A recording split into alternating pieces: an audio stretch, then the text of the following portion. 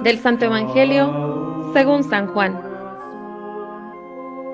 En aquel tiempo, Jesús se retiró al monte de los Olivos y al amanecer se presentó de nuevo en el templo, donde la multitud se le acercaba, y él, sentado entre ellos, les enseñaba. Entonces los escribas y fariseos le llevaron a una mujer sorprendida en adulterio, y poniéndola frente a él, le dijeron: Maestro, esta mujer ha sido sorprendida en flagrante adulterio. Moisés nos manda en la ley apedrear a estas mujeres. ¿Tú qué dices? Le preguntaban esto para ponerle una trampa y poder acusarlo.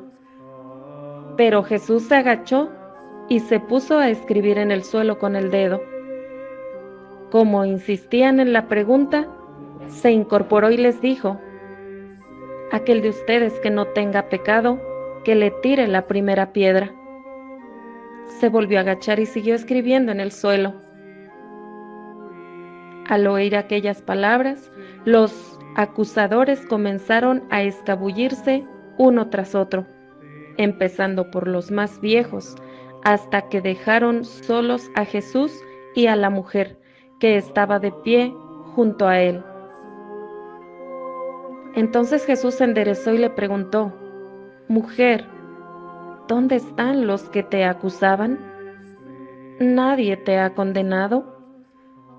Ella le contestó: Nadie, Señor. Y Jesús le dijo: Tampoco yo te condeno. Vete y ya no vuelvas a pecar. Palabra del Señor. El Señor es mi refugio y salvación, protege a quien invoca. Las lecturas de hoy nos presentan a dos mujeres, una virtuosa, la otra no, porque la descubren en flagrante adulterio. De una se dice el nombre, Susana, la casta Susana, de la otra no. Ambas son acusadas y ambas se salvan de morir. A una la defiende Daniel y a la otra la defiende Jesús. Dios, lo sabemos, es fiel y quiere de nosotros nuestra fidelidad. La infidelidad es comparada por los profetas con la prostitución. De hecho, el pueblo cuando peca, cuando se aparta de Dios, cuando es infiel, es llamado prostituta.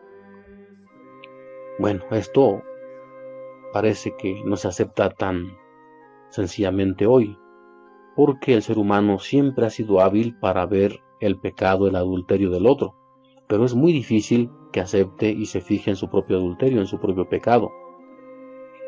Nosotros sabemos que la Biblia cuenta la historia de la victoria de Dios sobre el pecado y sobre la muerte, pero ¿cómo se realiza esa historia? Las lecturas de hoy nos dejan entrever dos aspectos. El primero de ellos apostaba por la separación, separar al justo del pecador. Así era la ley de Moisés. Por eso en el adulterio se propone el castigo de la muerte. Habría que apedrear a la persona, y si era tu familiar lo debías denunciar, y más todavía a la hora de la ejecución debías ser tú quien arrojara la primera piedra. Claro, para nosotros esto es inconcebible en nuestros días, pero fijémonos en los tiempos son distintos. ¿Qué buscaba esa ley? Lo que buscaba era separar. Esto puede compararse en nuestros días un poquito con lo que hacen los papás cuando educan a sus hijos. Les dicen a veces: el que con lobo se junta, a aullar se enseña. Dime con quién andas, te diré quién eres. El que juega con miel, se embarra. ¿Qué significa estos dichos? Pues que no hay que juntarse con los malos, que hay que apartarse de los malos. Todavía se busca algo así de separación, no tan drástico como en el Antiguo Testamento dijimos, pero al fin de cuentas separarse de ahí. El segundo aspecto ya no es separar. Jesús ya no apuesta por separar pues al pecador del no pecador, sino al pecado del pecador. Es distinto. Allá se buscan separar personas, acá no. Acá se trata de separar al pecado pues del pecador, del ser humano. La ley apartaba a los buenos de los malos. Jesús aparta del corazón por el discernimiento que la persona hace, pues lo bueno y lo malo.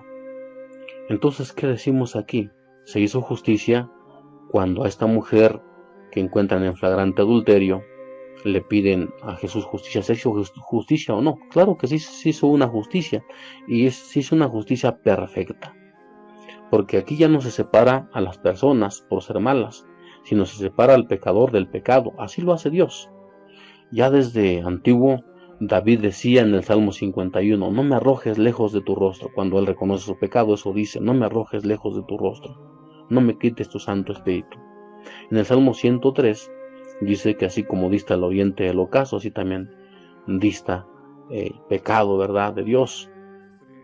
Por eso proponemos hoy que cuando nos encontremos a personas que hayan hecho cosas malas, no las maldigamos, no pidamos su destrucción, no pidamos su anulación, pidámosle a Dios que lo aparte del pecado, que esta persona se transforme, que esta persona se vuelva a Dios, que esta persona reconozca que el Señor la ama, que esta persona vaya orientando su vida. Que Dios nos ayude a concebirlos así, no hacer una separación de personas, más bien demostrarles el camino que el Señor nos ha mostrado y que es separar el pecado de nuestra vida.